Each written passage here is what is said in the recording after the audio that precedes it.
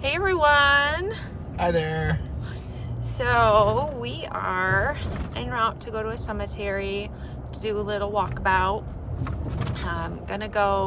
We're gonna hop on to do this one section of the cemetery that I never knew existed over on the Ick Factor channel, which is Josh, the crematory operator, and me, Kari the Mortician's channel, which has a little more wacky stuff, a little more of just about us. I thought, well, why don't we hop on and go live here for you guys before we go live on that channel. So at some point in this video, I'm gonna say, okay, hop over to the Ick Factor YouTube channel because we're gonna go live there too. I know, maybe it's confusing. This is not clickbait for you to like go click over there, but this is like the bonus to that, the planned. But hello everybody. So I took today off from work, from the funeral home. I just picked up Josh from the funeral. Well, I'm in his car, so I guess he picked me up kind of from the funeral home. And we're driving over to a cemetery here in town. It is the predominantly Catholic cemetery. It's called Mt.Olivet. It was started in 1888, and actually in 1862 they purchased this land to make this Catholic cemetery. That ended up being at Riverside, which is a huge cemetery here in town, and it got full. The Catholic section got super full, so they had to start another. So they opened Mt.Olivet Cemetery, and got its name because Mt.Olivet was where the Savior ascended up into heaven, and so it seemed fitting for a cemetery where you bury people. So, you know, that's where their souls ascend to heaven, so to speak. So that's where we're headed, is to Mt.Olivet Cemetery. There's not really a lot of like notable people. The big cemetery in town with like kind of more, I guess, prestigious people would be Mountain Home. Probably Mountain Home, yes.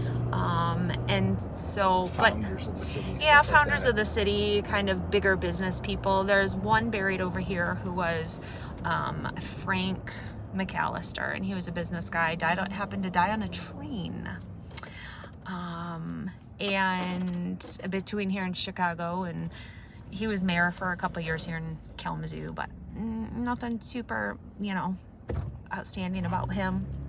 This cemetery, it's actually a good size. I had never been back in the cemetery a ton, but there's a chapel, and it's got, I don't know, it kind of is decent size. It's decent size. The newer section that's behind the chapel that they just opened up 15 or 20 years ago is still pretty wide open, and that's nice and flat.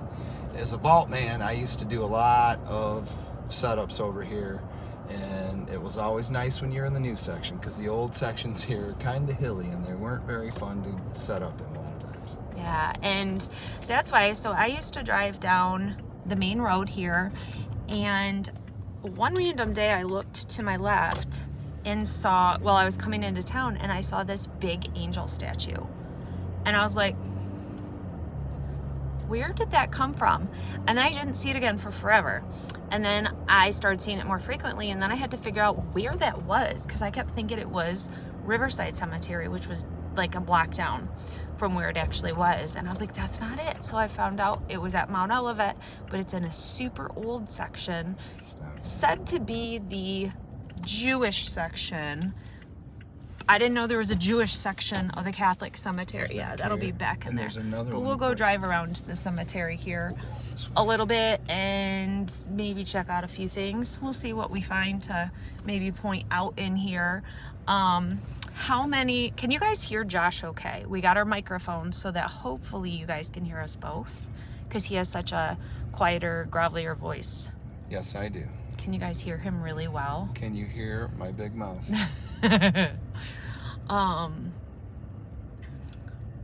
Let's see. We'll go back. Can I turn you guys? So literally just, driving through a cemetery, there's nothing, it's kind of nondescript. Yeah, the chapel's back there. Really. But you guys love cemeteries, and you love when we go to cemeteries. So I figured, why not just do a little cemetery tour in? does Josh have a channel? Him and I have the Ick Factor channel. So here in a little bit, I'm gonna say, okay, go switch over to the Ick Factor channel, because was the intent of this little tour, was that him and I were gonna be doing a video out here. We have not gone to Lowler Cemetery. Do you guys see that big, the Wheeler family? Check that bad boy out. Go right back by there. Look at that. That's a big one. Oh yeah. Here, we'll park quick and we'll check out a couple things. But you can see, like, over there's like a path to go back somewhere. Not sure where that goes back to, but that's a dump. But there's paths that go back to that other section of that cemetery, to the cemetery over here, though. yes. So yeah, so we've got some big ones that. Are you gonna park? Or? Okay, I'm gonna hop Get out. off the side though, because we can't just park right here. Because we'll block somebody. So Josh, how many different cemeteries do you think you have gone in as a vault guy? Oof, man. Like 50, 100? At least 100, at least. You think? Yeah, oh yeah, because I mean, I've gone to cemeteries from the lake shore almost over into Detroit proper and stuff like that, and from northern Indiana all the way up into Clare. And I mean, I've been to little country cemeteries that maybe only see one burial every 2 years, you know what I mean? And so I mean, I've been to a lot of cemeteries, at least 100, at least, where I've worked in. So All right.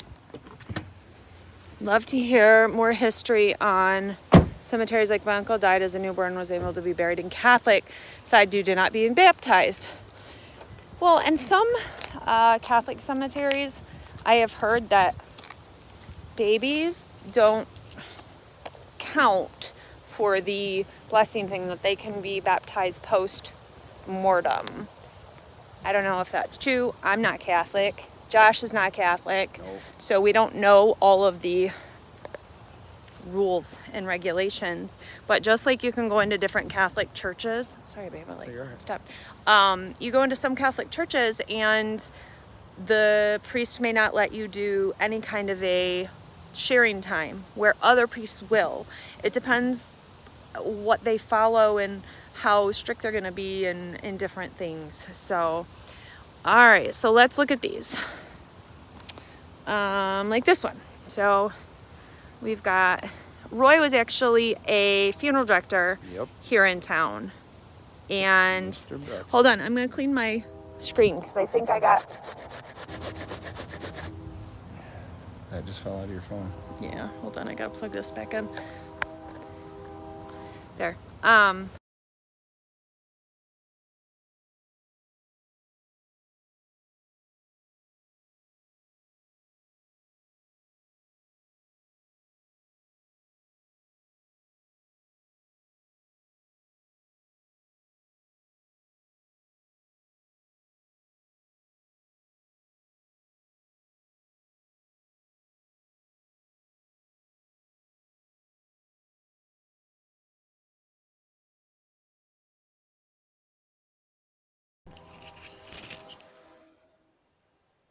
Is that better, guys? Can you hear me now?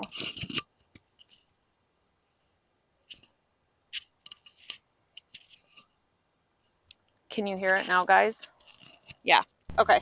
The little stick thing fell out of the microphone. Oh, that's so what happened. I don't know Okay. what's up. So Josh was just saying that, so this is a headstone for a funeral director that was here in town when he died.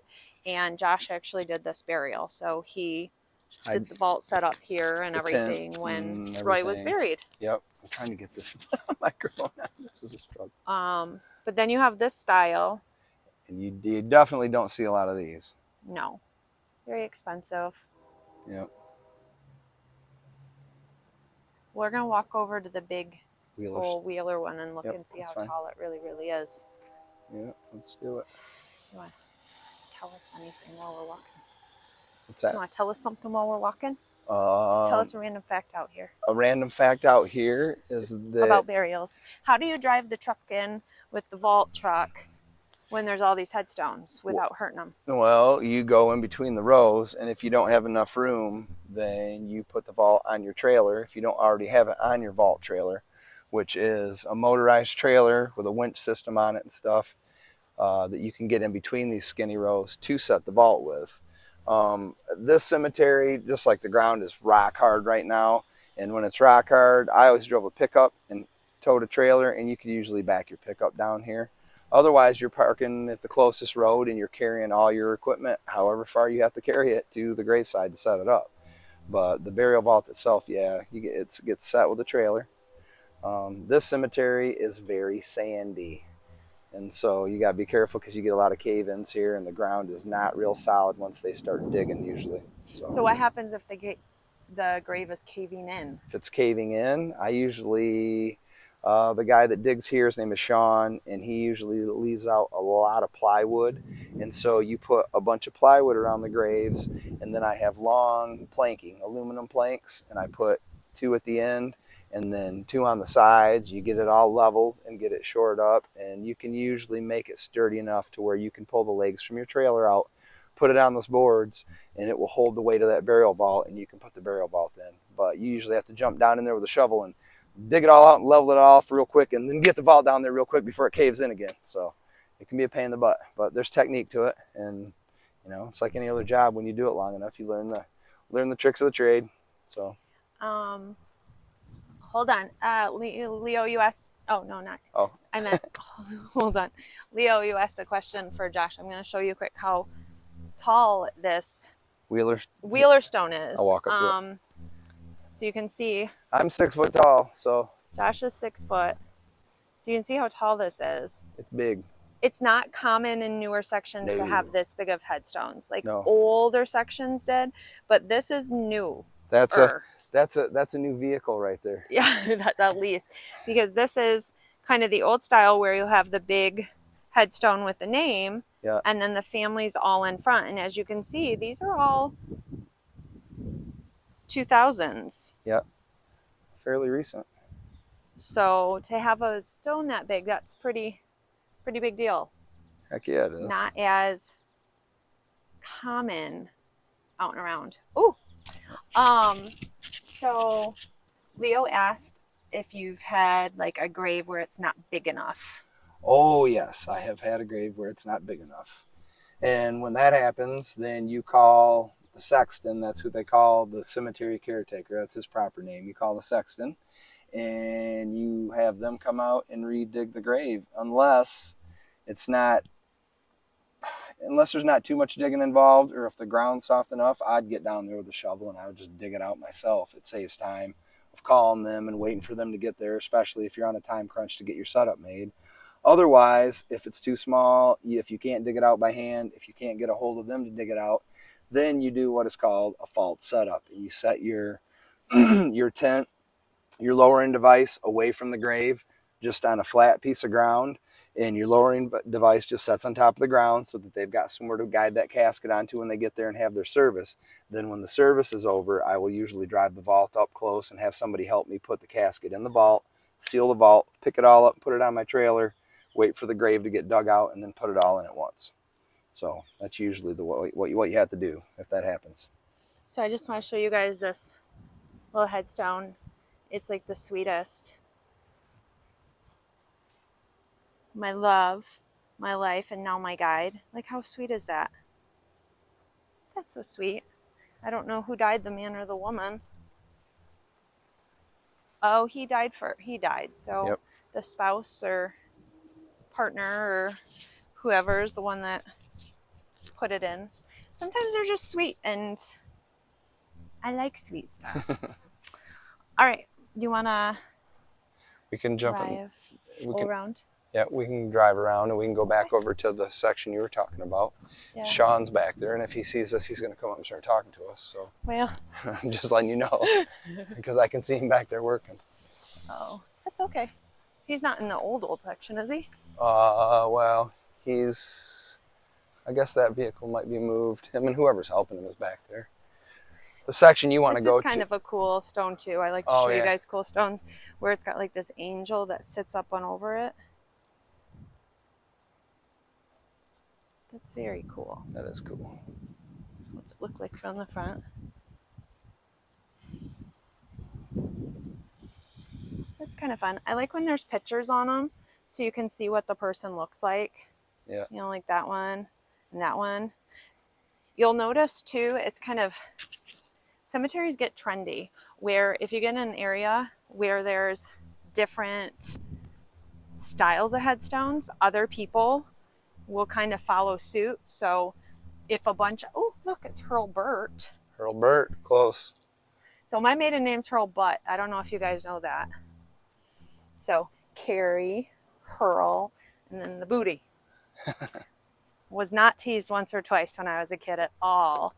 So there's going to be a story I share with you guys about a Hurlbutt funeral director, some kind of relation, and a little bit of murder and mystery. So I'll share that story at some point here soon on the channel. It's just kind of fun. We'll drive around just for a few more minutes, and then we're going to switch over to the Ick Factor channel. So ICK Factor. Just search it on YouTube. It's easiest to find if you type in like Ick Factor, Kari, Josh. It'll pull it right up. Yeah, so your seatbelt banner is going to be bet you. Gonna give a shout out to Stevie Ann Renfroberg. Happy birthday. Well, happy birthday. Your friend messaged me and said, it was your birthday. I'm not sure exactly what day. They didn't say, but happy birthday, Stevie Ann. She said you can watch the show a lot. And that's cool. So I wanted to just give you a shout out. That's awesome. Nice. I have not seen a lot of your messages. It's so sunny outside.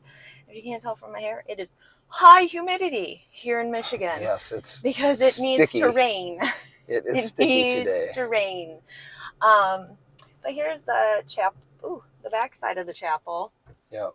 So nothing super exciting on the back side of the chapel, but you can see there's a lot of area. This is the newer section, and this is the flat section I was talking about. That whenever I came here to work, I was like, yes, my grave's in the flat section. Yes. So at some point we'll have to do the Riverside Cemetery to show you guys. It was old cow pasture, and they thought, let's turn it into a cemetery. And it's a lot of hills. And we're talking like steep hills, high, peak. The funny thing about that is a lot of the cemeteries over towards Ann Arbor are the same way. Very steep, very hilly. I would never guess that about Ann Arbor being hilly, I guess. A lot of the cemeteries are around there.